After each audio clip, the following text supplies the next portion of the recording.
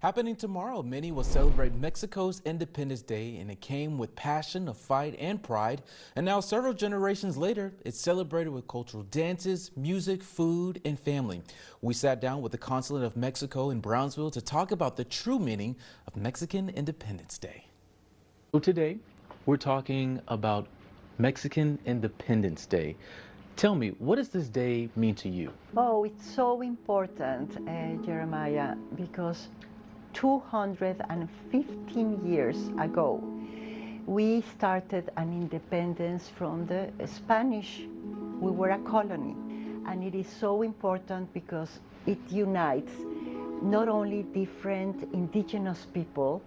Many of the time of the Spanish that were living there, they had already had children, married to all kinds of other ethnicities and groups that arrived, but this is a unified nation which is rich in culture and very proud. And with the different types of activities that you do, such as the grito, how important is it to cherish those moments, because there's so much history and there's so much culture with that? We are so proud to sing the national anthem and to know the different dances. So on this particular day, we do a celebration of dance, of music, of food, and tell the stories of what happened. Everything that the consulate does on cultural activities, of course, is free, and we are going to give you a taste that very same day of amazing Mexican food just cooked for today.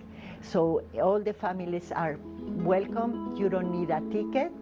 And if you want to bring your cousin, which is not Mexican, and your cousin was born here in the valley, please come. So I can go and I can bring my cousin? Anybody. Anybody. You will be all welcome. So I have to ask you, because there are some misconceptions, if you will. A lot of people may think, when they think of Cinco de Mayo, they may think that that's Mexican Independence Day. What would you say about that? Like, what are some misconceptions that you know about, or what are some things that you could clear up for us? So we get an invasion, particularly from a very strong, the power of that time, which was France.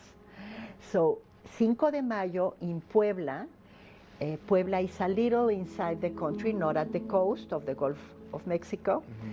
And here, this battle took place and we won.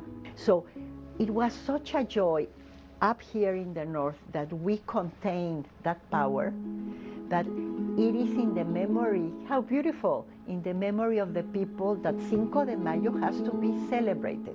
But on the other hand, this is not the real struggle of independence. We don't want to remember the sadness or the struggle.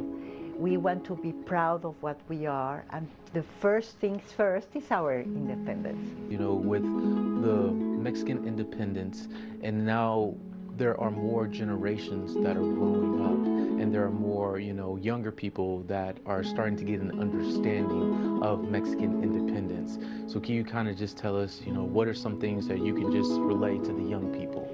Young people that have parents that are coming from Mexico, they have learned to love Mexican food, and they are learning Spanish, and suddenly they say, hey, I am a US citizen, of course, but probably I would like to also be Mexican. Please come to the consulate. I think that's all I got for you there. Thank you very much. Thank you. Thank you so much for taking time out to talk to us. We really do appreciate it. And you taught me a lot of new things too. So this is really good. Thank you so much.